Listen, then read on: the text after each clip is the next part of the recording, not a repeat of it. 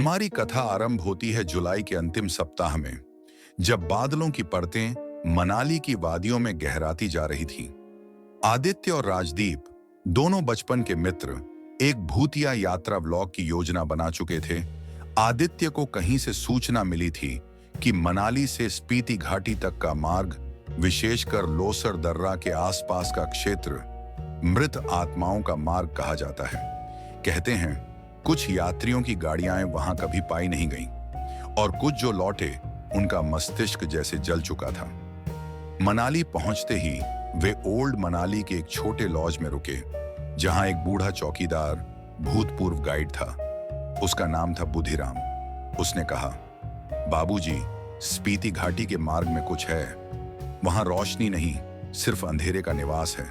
दिन में भी वो जगह साई साई करती है और रात को तो जैसे पूरा समय ठहर जाता है। आदित्य हंस दिया।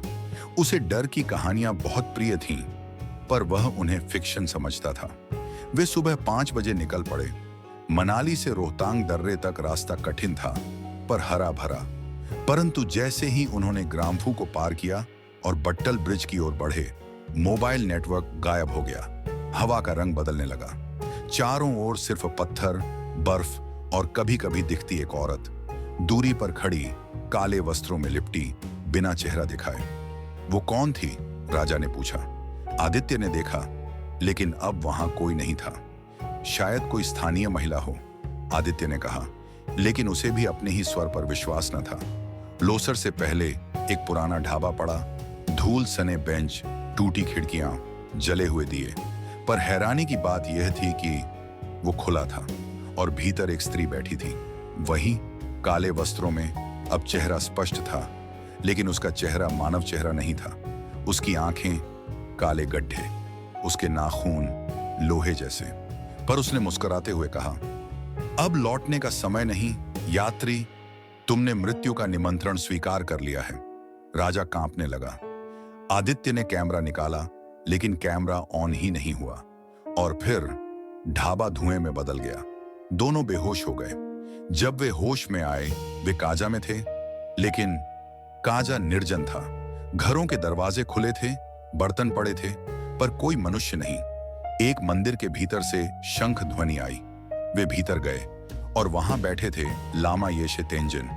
तुम दोनों उस मार्ग से आए हो जो अब वर्षों से मृत्यु का मार्ग बन चुका है। जिस दिन उस ढाबे की आत्मा जागती है, वो दिन वर्ष का सबसे पवित्र और सबसे अभिशप्त दिन होता है। उस स्त्री का नाम था काव्या।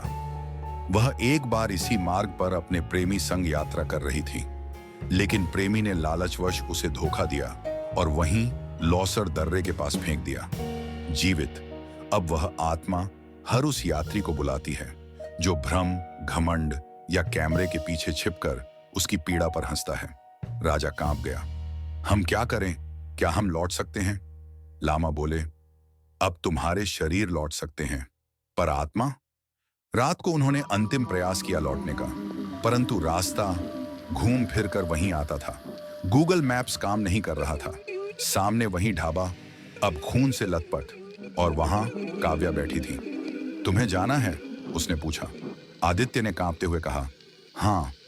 तो लो, पहले मेरी पीड़ा देखो। उसने अपना चेहरा फाड़ दिया। अंदर से एक और चेहरा, एक विकृत जलता हुआ मुख। राजा चीखते हुए गिर पड़ा। आदित्य बेहोश हो गया। 3 दिन बाद बीआरओ की एक रेस्क्यू टीम ने सड़क किनारे एक गाड़ी देखी।